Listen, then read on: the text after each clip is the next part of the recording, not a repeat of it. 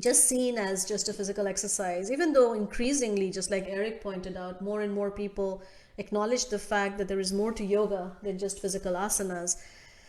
At the same time, we also saw how there has been, to some extent, commercialization of yoga, where you have yoga pants and a whole industry geared around yoga, paraphernalia, which is a multi-billion-dollar industry now.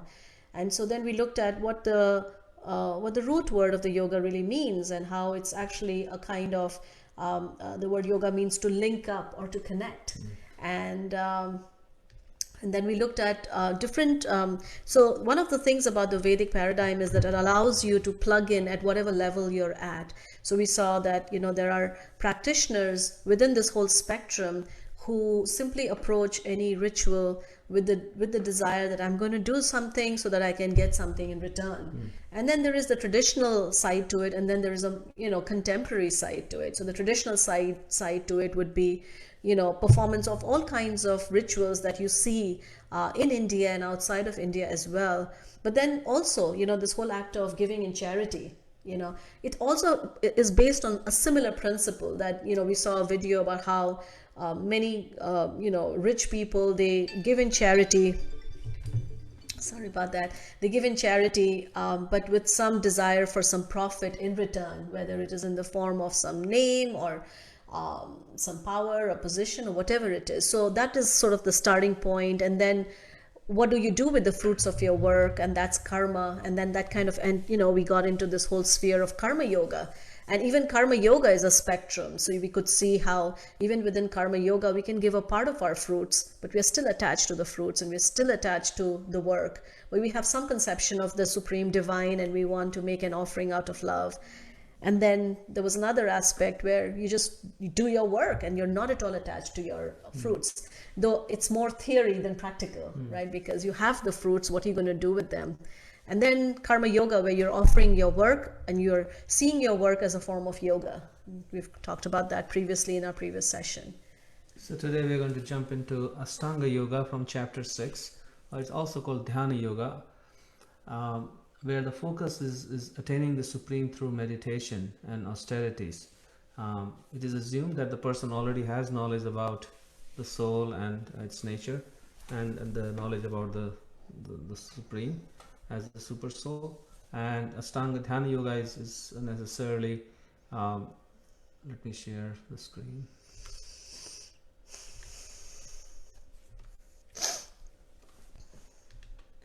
So we'll read these verses from the Bhagavad-Gita Chapter 6. Ashtanga Yoga in this chapter is described in many different places, so we'll read two different sections. The practice is described from text 11 to 12. Krishna is saying, to practice yoga, one should go to a secluded place and should lay kusha grass on the ground and then cover it with a deer skin and a soft cloth. The seat should be neither too high nor too low and should be situated in a sacred place. The yogi should then sit on it very firmly and practice yoga to purify the heart by controlling his mind, senses, and activities and fixing the mind on one point. And what is that one point will be described in the next couple of verses. But here it is, you can see how that the purpose is described, that to purify the heart by controlling the mind and senses.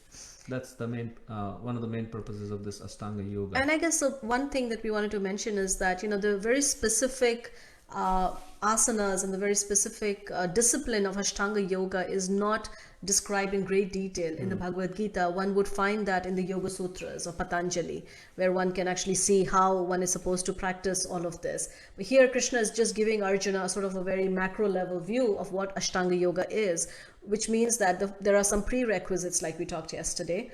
And then he talks about how one should hold one's body, neck and head erect in a straight line and stare steadily at the tip of the nose. Thus, with an unagitated, subdued mind, devoid of fear, completely free from sex life, one should meditate upon me within the heart and make me the ultimate goal of life. So we can see how, this aspect of Ashtanga Yoga is actually missing from, the contemporary practice of yoga, because we don't really know whom to meditate on. So even though Krishna is saying that we stare steadily at the tip of the nose, all of these different things are simply meant, and I think maybe we can get into our presentation and then go back and forth between the verses.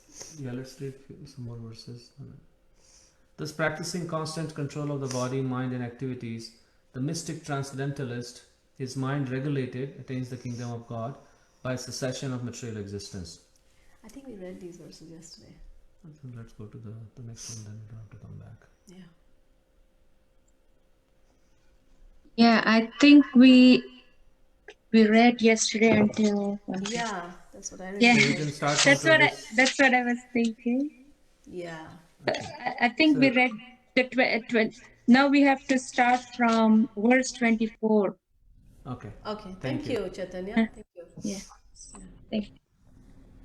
One should engage oneself in the practice of yoga with determination and faith and not be deviated from the path. One should abandon without exception all material desires born of mental speculation and thus control all the senses on all sides by the mind. So you can see how Ashtanga Yoga is not just like doing the asanas, it's much more than that. It has a very high purpose of connecting with the Supreme, and it requires giving up all these material desires, controlling the mind. Gradually, step by step, one should become situated in trance by the means of intelligence sustained by full conviction, and thus the mind should be fixed on the self alone and should think of nothing else. So, and then, this is actually something, the text 26 is something we can actually use it in our own meditation practices. From wherever the mind wanders, due to its flickering and unsteady nature, one must certainly withdraw it and bring it back under the control of the self. So when we are engaging in our chanting practice, we can think about this verse, that how whenever the mind goes in different places, simply we keep bringing the mind back to the sound. And that is actually considered to be a very powerful form of yoga. And then I think we'll come back to this because this is sort of the result. So just give us a minute.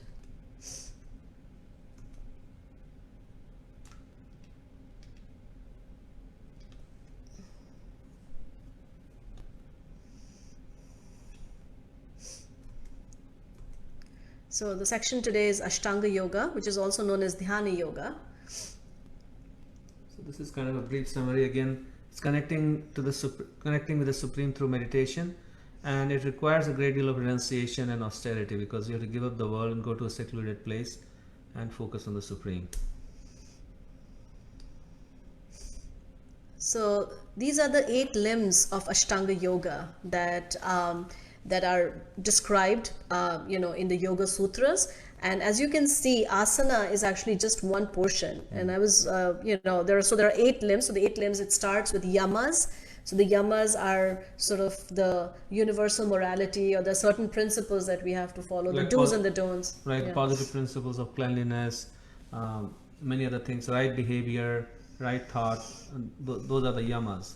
And niyamas are like the avoiding the negatives, like the don'ts. So like not doing this, not doing that. That really helps in like not engaging in sense gratification, not lying, cheating, all those. So keeping the yamas and niyamas are to basically keep our body and mind clean, so that we are fit now for the next level, which is the asanas. And so we can see that even before we get to the asanas, the yamas and niyamas are actually sort of the prerequisite. And then you do the asanas. And the poses or the postures are really to Fix the mind. to fix the mind, to basically make the body, because the body is our vessel, right? It's the vehicle through which we are trying to connect. So it is to actually make the body steady, and then comes pranayama. So this is the body part of it, and then the pranayama is working with the mind. So it's working with our breath to steady the mind, right? So hopefully by the practice of these asanas and pranayama, we actually attain the level of what's called pratyahara, which means all our senses are now completely under our control, right? Yeah, the senses are not hankering to obtain this and obtain that. There is no hankering and there is no lamentation for things that we haven't achieved.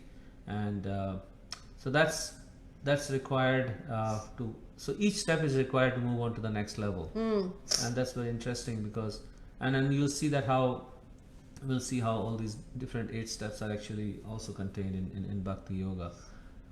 So after controlling the senses, then actually, so the first 5 steps are just kind of getting ready kind of steps. And then the next step where the actual meditation begins is called dharana, which means where you can start achieving this immovable concentration. and nothing can shake it. No external situation. Because now or the internal. body, yeah, the body is sort of, you've kind of brought the body under your control. You've worked with your mind and your breath, and all of your senses are not disturbed in any way. So now we can hopefully, try to meditate, right? And so where do you meditate? You meditate on the supreme within the heart, right? So that's the kind of meditation that you would do in Ashtanga Yoga. And that's called dhyana. Dhyana means actual meditating on the super soul within the heart. And the Yoga Sutras, they describe in great detail the description of the super soul. So it's not like an imaginary person that we can just meditate on anything, but it's Krishna in the heart as the super soul. That's what Patanjali mentions in his Yoga Sutras, whom to meditate on. So actually, before we move on, maybe we can just read a few verses, because these verses talk about this, that the yogi whose mind is fixed on me verily attains the highest perfection of transcendental happiness. He is beyond the mode of passion. He realizes his qualitative identity with the Supreme, and thus he is freed from all reactions to past deeds. So this is where the yogi is actually meditating on this super soul within. And then by doing that, then he constantly engages in this yoga practice. He becomes free from all material contamination and achieves the highest stage of perfect happiness in transcendental loving service, right, to the Lord.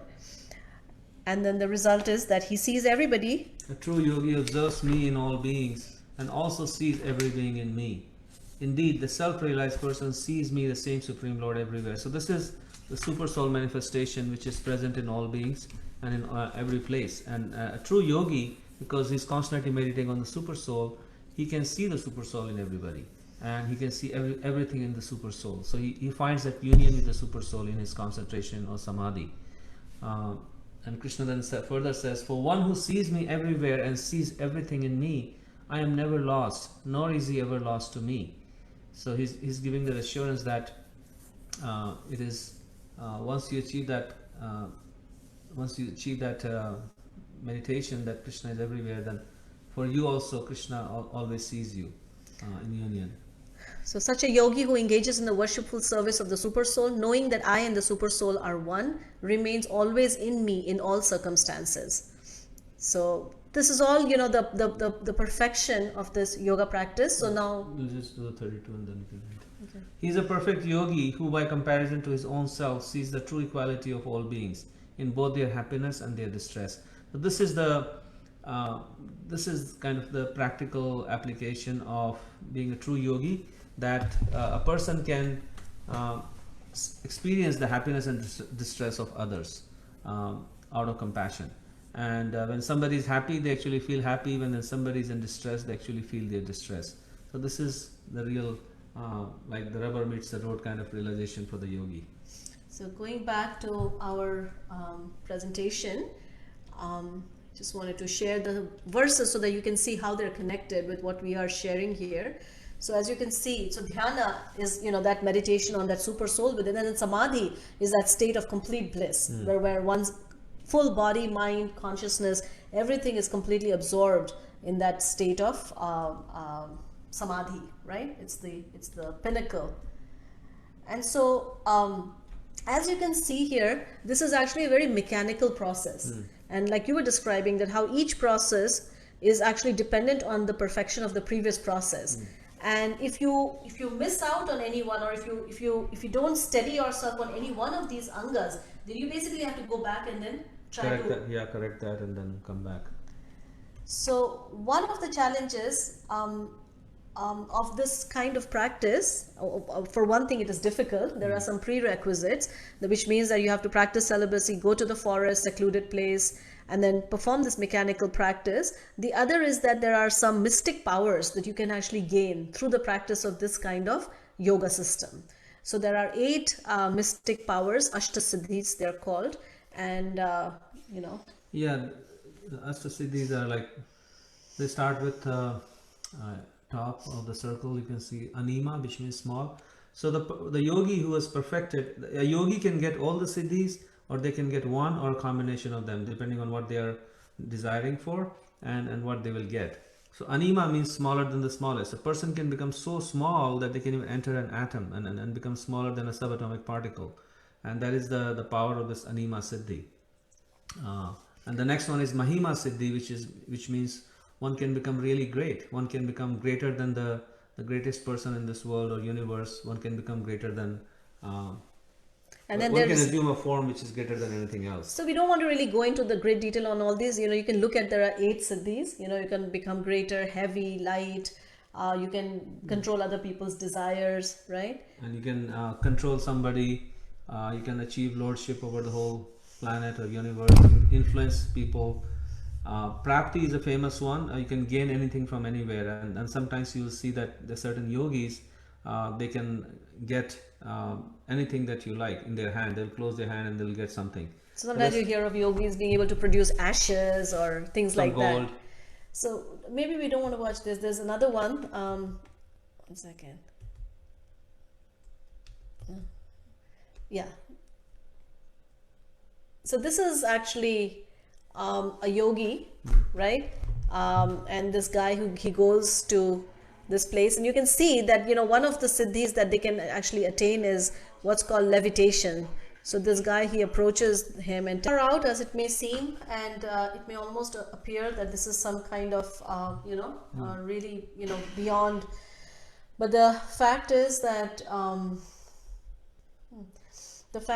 these kind of practices are actually seen, and in yogis, there are yogis who can live in snow, without wearing anything, like they're not, they can just survive in like cold snow. They right? basically get power to overcome the forces of nature, and they can enter the water or a river in one place and they can come out in another part of the universe. So they are yogis with really astounding powers, and it's all mechanical. There's nothing. It's manipulation of the material energy, basically.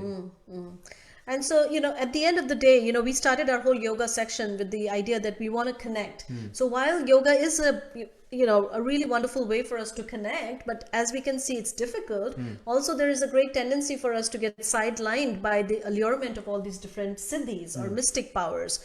And so there is a story of this great yogi called Vishwamitra, and he was engaged in this meditation for a very, very long time. And then there was this heavenly damsel called Menaka, and she was, she came because she wanted to disturb his meditation. She was sent by Indra to disturb his meditation. So simply by the ankle bells, his eyes were closed, so he couldn't really see her. But simply by the sound of her ankle bells, his meditation was actually disturbed. And then he opened his eyes, got really attracted to Menaka, and then finally gave up his yoga practice and got married to her.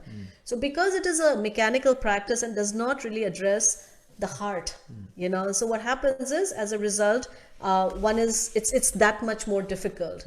And we can see this in this little video. So the example that is given in the ancient text is that there is a baby monkey, and when the baby monkey wants to, is with the mother, then he or she has to actually hold on very tight to the mother monkey. So one is dependent on one's own effort in all the yoga systems, including the Ashtanga yoga. So we'll see how when the mother is jumping from a tree to tree or branch to branch, the baby has to hold on to the mother, otherwise he may just fall down.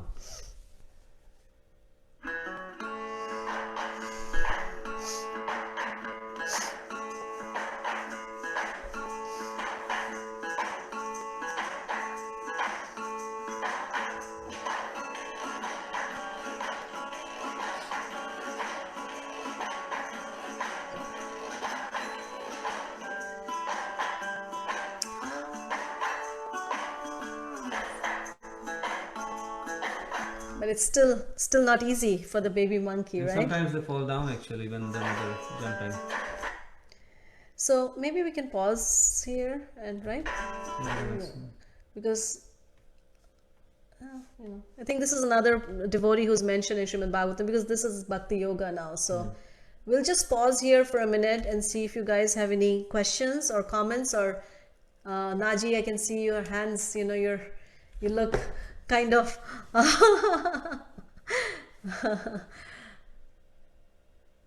I forget. I had a few questions. I forget what they are. okay. Well, we'll I'll come ask back later, to you. maybe. Yeah. We'll come back to you. Anybody else? for those of us who have never probably encountered this, one can actually still to this day travel to places in India, especially in the Himalayas, and you can see all these different yogis and, Or you can go to Kumbh Mela, and there all the yogis assemble together in one place. So you can see them all. It seems very tough, this Ashtanga Yoga. I mean, yeah.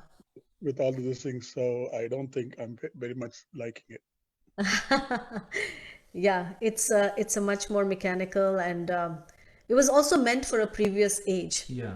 That's the other part of it, that in this age that we live in, this kind of yoga is not as practical for us, because we can't even sit up straight for like 10-15 minutes, And with your cell phone on your side and constantly ringing. Yes, Pratibha.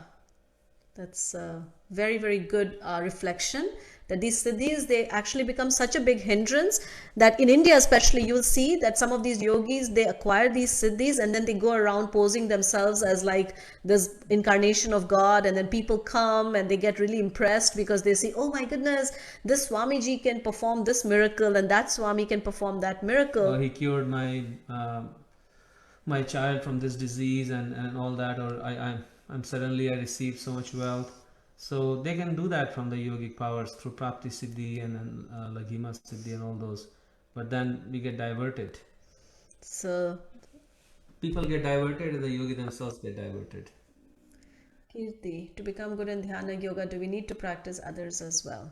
Others mean other yoga systems. To practice Dhyana Yoga, one must be an expert in Sankhya Yoga, because that's what Patanjali assumes, that the person has the knowledge about the difference between body and soul, and he knows about the super soul, so he can meditate on the super soul. So that's already assumed. I remembered my question. Yeah, go ahead.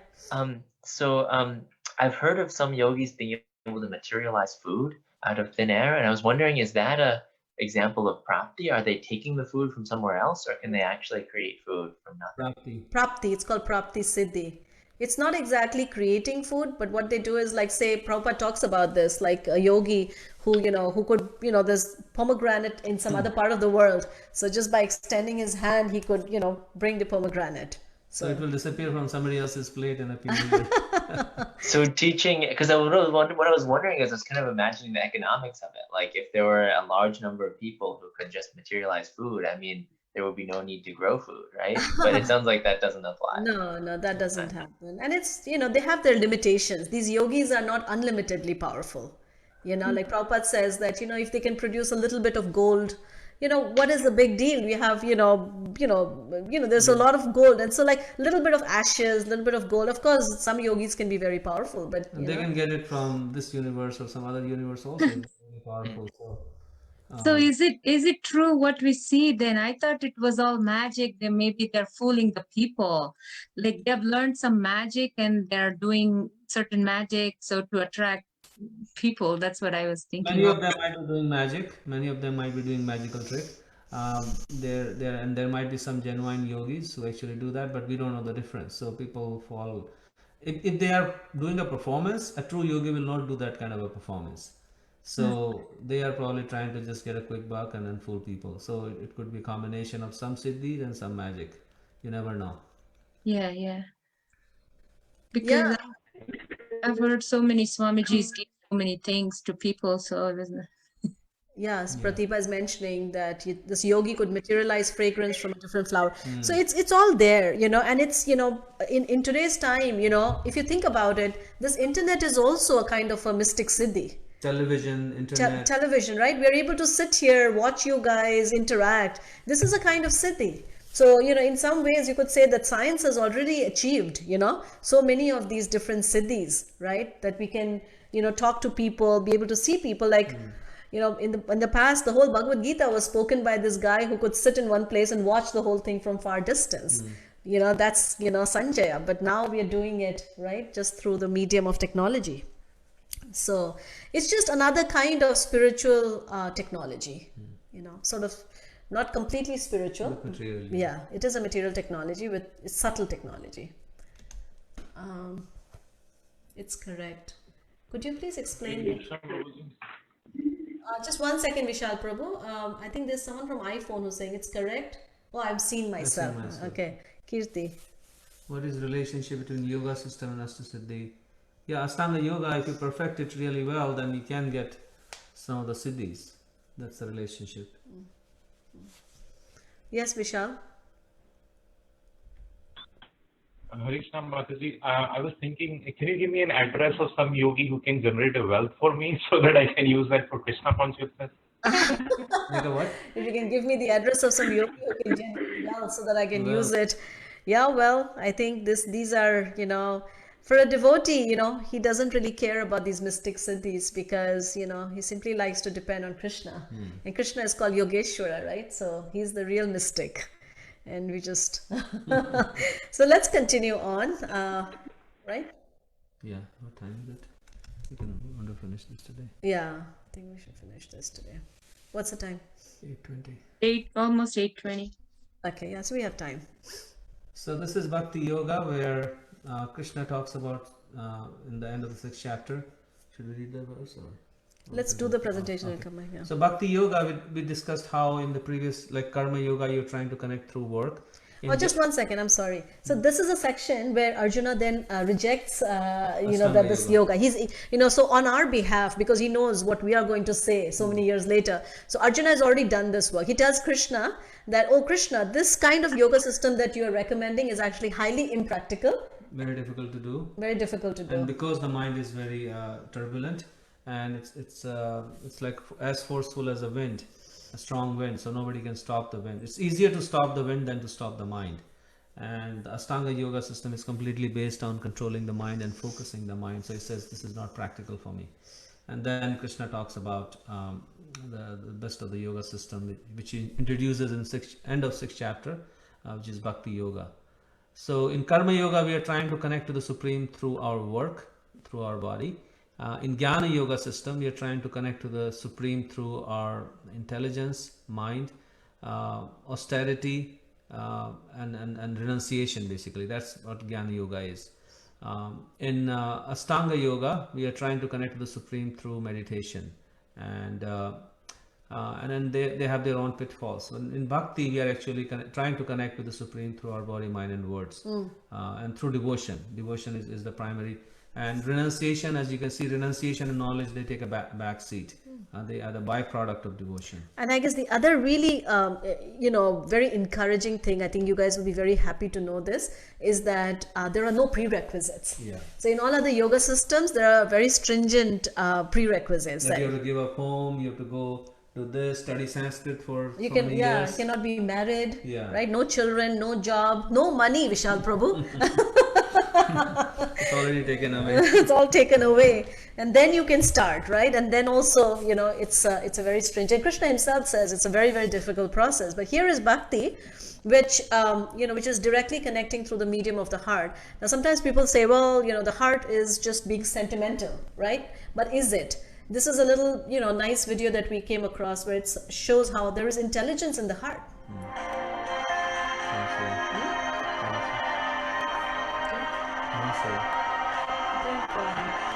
Let it go.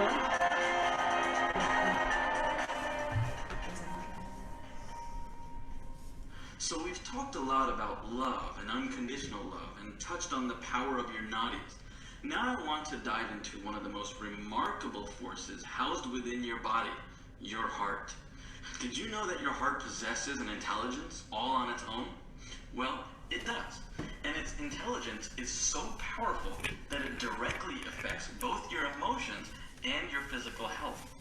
There are over 40,000 neurons found in the heart, the same number as the brain itself.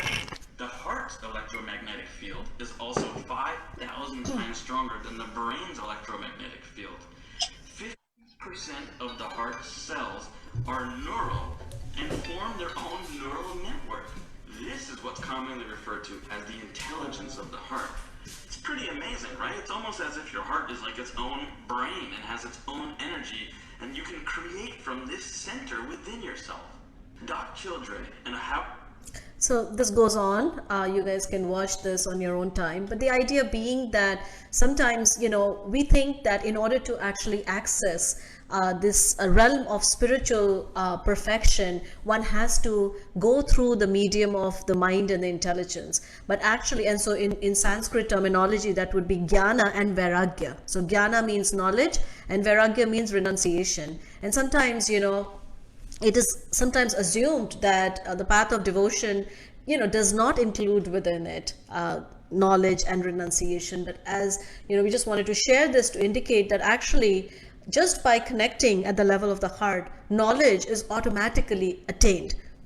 And this is, of course, more at a physical level. They're describing how there are neurons in the heart, and there is an intelligence which is as much as the brain. So simply by tapping into this energy which is within us, which is love and devotion, one can actually attain a very exalted level of spiritual realization without having to necessarily go through all the prerequisites and go through the mechanical system of attaining. So this is another study that we wanted to bring into focus, just to indicate that how bhakti is sort of very intrinsic, and it's something that is very something that we just naturally look for, because ultimately in this whole thing we're actually looking for happiness. And so this is a 75-year-old Harvard study which revealed that what is the most important factor in human happiness. So let's watch this. And then so they actually went and approached the Harvard study that ran for 75 years to assess what makes us happy. It's a revolutionary study in psychology. They followed the lives of two groups of men for over 75 years, and it now follows their baby boomer children to understand how childhood experience reaches across decades to affect health and well-being in middle age. So what keeps us happy and healthy as we go through life? If you think it's fame and money, you're not alone. But according to psychiatrist Robert Waldinger, you're mistaken. As the director of a 75-year-old study on adult development, Waldinger has unprecedented access to data on true happiness and satisfaction, and he lays it all bare in this TED Talk. Keeps us healthy and happy as we go through life. If you were going to invest now in your future best self, where would you put your time and your energy? The clearest message that we get from this 75-year study is this: good relationships keep us happier and healthier, period. We've learned 3 big lessons about relationships.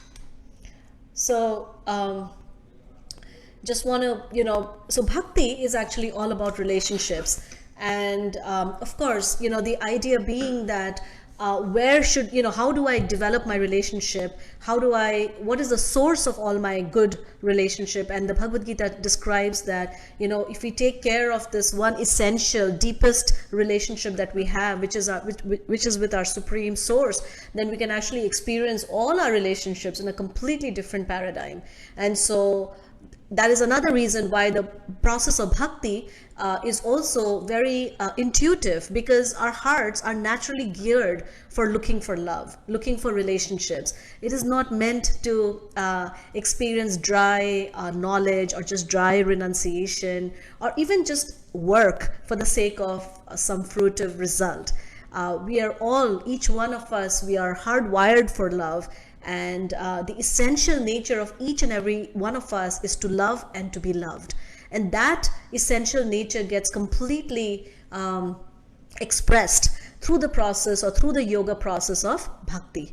So this is actually a poem by Rumi, where he says that love is reckless, not reason. Reason seeks a profit. Love comes on strong, consuming herself unabashed. Yet in the midst of suffering, love proceeds like a millstone, hard-surfaced and straightforward. Having died of self-interest, she risks everything and asks for nothing. Love gambles away every gift God bestows. Without cause, God gave us being. Without cause, give it back again. So this is Rumi. It's just, and really captures, the essence of, this whole process of, sorry about that. Really captures the essence of what, sorry about that, really captures the essence of what bhakti is all about. That, in all other processes, as we have seen, there is, whether it's reason or whether it is work or whether it is mystic power, on all of that, there is some kind of self-interest that a person is looking for. But in the process of bhakti, in the process of love, one just wants to give back, everything that one has been given. And in doing so, one actually experiences the greatest happiness. And here is this, last slide, and then we'll read the concluding verse of the 6th chapter, where this cat, so we looked at the monkey, right? So in that monkey example, you see how the baby monkey actually has to hold on to the mother monkey, and as she's jumping over, she has to be the strong one, holding on tight to the mother monkey. But in this case, in the process of bhakti, it is described, it's like you're being carried. So when a cat has to carry a kitten, she actually carries the kitten in her mouth. And so the kitten really is, really her effort is nothing more than just being allowed to, letting herself be carried by the mother cat. So bhakti is like that. There is a lot of, we are not alone in our practices. We are not just trying to strive on our own strength, but rather there are two of us working in conjunction to establish a relationship. So let's look at this.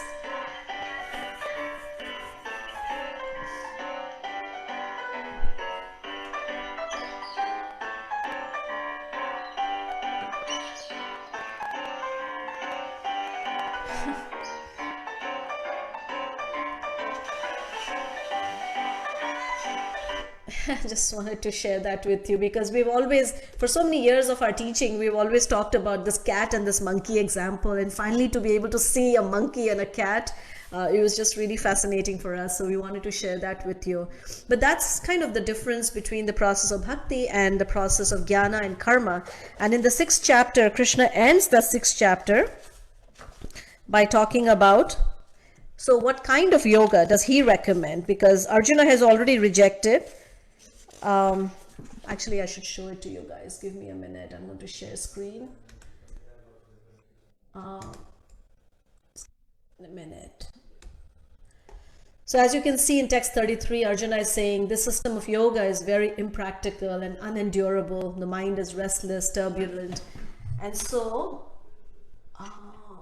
in the last verse here, Krishna says that of all yogis, the one, so we're looking at text 47, and of all yogis, the one with great faith who always abides in me, thinks of me within himself, and renders transcendental loving service to me. He is the most intimately united with me in yoga and is the highest of all. That is my opinion. So here Krishna is kind of giving his own conclusion as to what kind of yoga practice is really the best. And this is the verse here. Yoginam api sarvesham madgatena antaratmana shraddhavan bhajate yo mam same yukta tamo mataha. So this is the conclusion of this section. And then a few verses before this, Arjuna also inquires from Krishna as to what happens to those people who are not able to complete their yoga practice. Are they just like a riven cloud with no foundation either in this world or the next? And Krishna tells Arjuna that actually if someone engages in yoga practice, then nothing is lost. Whatever progress we have made is actually deposited, and in our next life we get the opportunity to take birth in a family of a great yogi, a great brahmana, or a great like a rich mercantile family. And because of our previous connection, we will simply pick it up and we will continue on. It's almost like it'll come to us. That impression that we've carried from previous life will follow us, and it'll allow us to continue on in our next life. And we see that even, so many of us here, so many of you here, why is it that all of a sudden you've had this sort of drive or this inkling that, want to pick up some kind of a spiritual practice? It's because there's been some work done in the previous life. So on that, we will stop here. Lucas just had to take a call. We're sorry about that. But any comments, questions, reflections? We have completed this section on the yoga ladder, which is, I think, one of the most technical sections of the Bhagavad-Gita.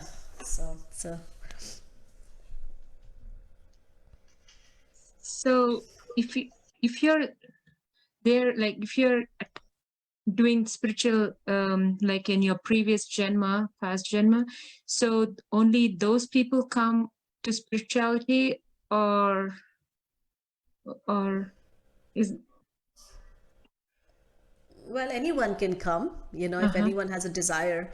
But the fact that one has those impressions, or one is naturally drawn to something spiritual, means that there has been some evolution of consciousness already happening in the previous lifetime.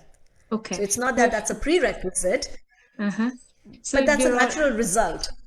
okay, so if they're Go ahead. already in the previous janma, like already in the spiritual nature or spirituality, so they automatically come here.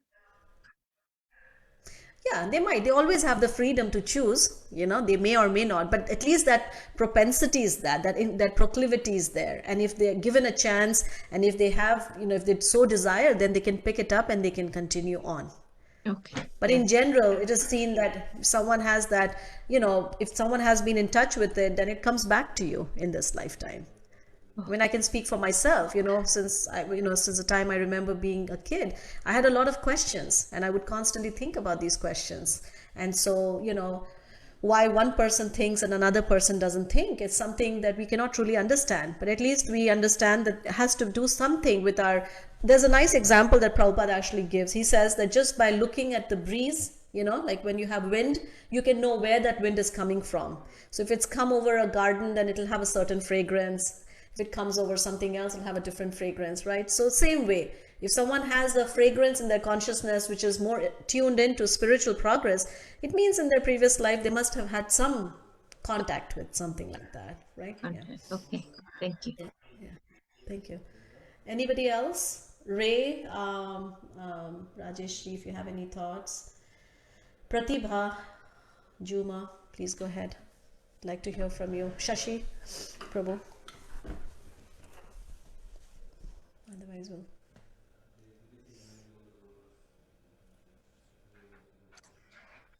Don't have anything. Thank you. Thank you. Yeah, the propensities could be different. Absolutely. It all depends on, what we want. I mean, we always have that free will, and we can, choose it, and we can go in whatever direction we want. That freedom is always given to us. Hare Krishna Mataji. Yes. Yes. There was this story from Radhana Swami that I heard about happiness. Yes. He was telling that he was the Your teenager voice and is he was breaking up. Vishal Prabhu, your voice is not clear. Is it? I think it's internet problem. Is it better? Any better? I don't know. No, it's not. No, it's not good. Not good. Maybe you can type it in the text box. Yes. All right. So I guess we'll wait for his story.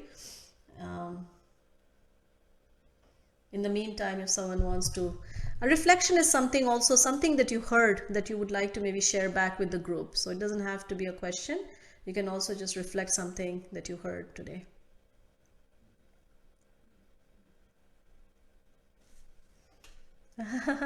Naji, let's see. What should a bhakta do if he meets an Ashtanga Yoga practitioner? Discuss with him about Krishna, avoid him? Well, we offer respects to everyone.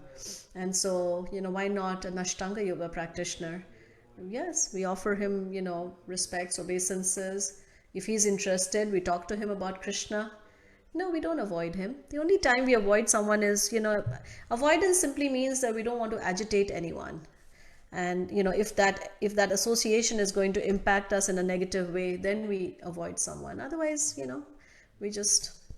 we also, but at the same time, we don't try to learn from him about the different mystic siddhis. So we don't let him convince us that, oh yeah, mystic siddhi is the way to go. Okay, that's what I might risk. And then the next thing would be, hey, this is a good profession, try it out, and don't ask him how to make money. Exactly.